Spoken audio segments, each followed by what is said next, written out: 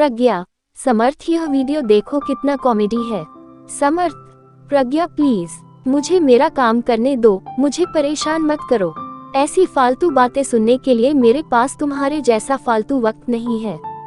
प्रज्ञा, समर्थ आजकल मेरे लिए तुम्हारे पास टाइम ही नहीं रहता और तुम्हें मेरी सभी बातें फालतू और गलत ही लगती है।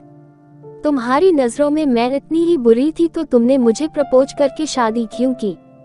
समर्थ, हाँ भूल हो गई मुझसे, लेकिन अब क्या फायदा ये सब बोल के। की हुई भूल अब निभानी तो पड़ेगी ही ना जिंदगी भर। समर्थ के ऐसे शब्द सुनकर प्रज्ञा की आंखों में आंसू आ गए।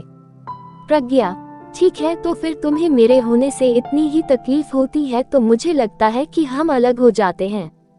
दोनों की यह बातें चालू थी तब अनु का कॉल प्रज्ञा के मोबाइल पर आया। अनु समर्थ और प्रज्ञा दोनों की कॉमन फ्रेंड थी। प्रज्ञा अनु का कॉल उठाती है लेकिन अनु कॉल पर रो रही थी। प्रज्ञा, अरे बोल ना कुछ, क्या हुआ? आंटी की तबीयत अच्छी नहीं है क्या? अनु, माँ की तबीयत अच्छी है प्रज्ञा। ऐसा बोलकर अनु फिर से फूट फूट कर रोने लगी। प्रज्ञा, अनु तुम पहले रोना बंद करो और मुझे ठीक से बताओ आखिर क्या बात है। मुझे अभी डर लग रहा है। अनु जल्दी बताओ क्या हुआ। अनु, प्रज्ञा, प्रज्ञा राहुल, प्रज्ञा, क्या हुआ राहुल को? अनु, प्रज्ञा कल रात को कश्मीर में आतंकवादियों के साथ गोलीबारी में राहुल को 4 गोली लगने से राहुल शहीद हो गए। अभी अभी फोन आया, उनकी बॉडी विमान से ला रहे हैं। ये सुनकर प्रज्ञा की पैरों तले जमीन खिसक गई। प्रज्ञा, अनु, अनु हम दोनों अभी आते हैं तुम्हारे पास, तू संभाल खुद को और आंटी को भी। हम पहुंचते हैं जल्द से जल्द उधर। ऐसा बोलकर प्रज्ञा फोन रख देती है और समर्थ को राहुल और आतंकवादियों में हुई फायरिंग और राहुल के शहीद होने की बात बताती है। समर्थ भी उसकी बातें सुनकर सुन्न हो गया, लेकिन तुरंत वह दोनों अनु के घर जाने के लिए रवाना हुए। अनु के घर पहुंचते ही दरवाजे में ही अनु प्रज्ञा के गले लगकर रोने लगी। अनु, प्रज्ञा कल सुबह ही तो हम तीनों ने उनसे बात की थी। वीडियो कॉल पर वो कह रहे थे कि छुट्टी सेक्शन हो गई है और अगले सप्ताह वो घर आ रहे हैं। यह बातें बोलकर वह कितने खुश थे और रात को अचानक ऐसे हो गया। प्रज्ञा, संभाल खुद को, तुम्हें तकलीफ होगी, प्लीज संभाल खुद को। तू अपनी हिम्मत खो देगी तो आंटी को कौन संभालेगा? अनु, अब मैं क्या करूं खुद को संभाल कर? मेरे जीने की वजह ही मुझसे दूर चली गई। अब किसके लिए जीऊं मैं? बस 6 महीने ही हुए हैं हमारी शादी को और शादी होते ही 15 दिन में वह ड्यूटी पर निकल गए। एक दूसरे को समझने के लिए भी वक्त नहीं मिला। प्रज्ञा, इतने सपने देखे थे हम दोनों ने, हमारे बच्चे के, नए घर के, एक दूसरे के लिए बहुत सारी बातों के सपने देखे थे। अब सारे सपने अधूरे रह गए।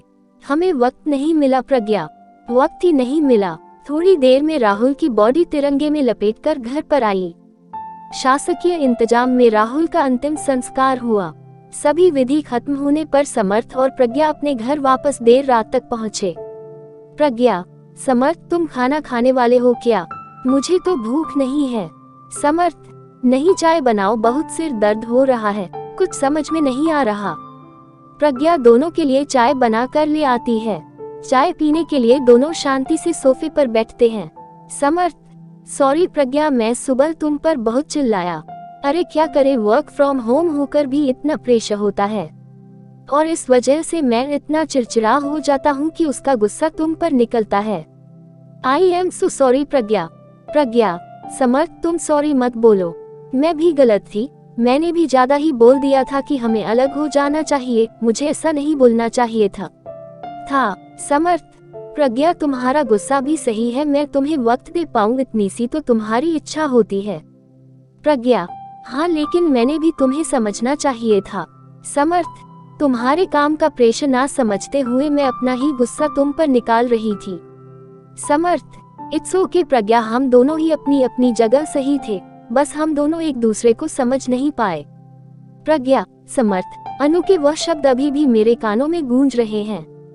हमें वक्त ही नहीं मिला प्रज्ञा, हम हमें मिला हुआ वक्त को कितना ग्रांटेड लेते हैं ना।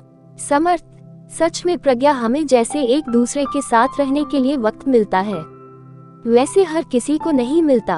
वो टाइम मिले इसके लिए बहुत लोग कितने प्रयास करते हैं। लेकिन कोई परिवार की जिम्मेदारी में तो कोई देश के प्रति जिम्मेदारी को निभाने में व्यस्त रहता है। और हम इस मिले हुए वक्त में क्या करते हैं, एक दूसरे की गलती निकालने की कोशिश करते रहते हैं। प्रज्ञा, सच में समर्थ, अनु और राहुल की जिंदगी देखकर समझ में आता है कि हम कितने सुखी और खुश हैं, लेकिन हमें उसकी कीमत ही नहीं पता। हम हमारे जिंदगी में छोटे छोटे दुख में उलझे रहते हैं। समर्थ, हमारा देश सुखी और प्यार से रहे, इसके लिए हमारे देश के जवान अपने परिवार को छोड़कर देश की सीमा पर अपनी जान की परवाह ना करके हमारे लिए लड़ाई करता है। तभी हम यहाँ पर जाति, धर्म, पैसा, प्रेम, वक्त, ऐसी छोटी बातों पर एक दूसरे से झगड़ा करते हैं। प्रज्ञा, हाँ, चलो फिर आज से हम एक दूसरे की भावनाओं की कदर करेंगे और प्यार का सम्मान करेंगे, एक दूसरे को समझने की कोशिश करेंगे। समर्थ, हाँ, और हम ये सुनिश्चित करेंगे कि हमारे सुख और खुशी के लिए जो जवान सीमा पर लड़ते हैं, जो शहीद होते हैं, उन्हें और उनके परिवार को सुख के कुछ पल दे सके। हमसे जितनी छोटी देश सेवा हो सके उतनी करें और देश का कर्ज चुका सके।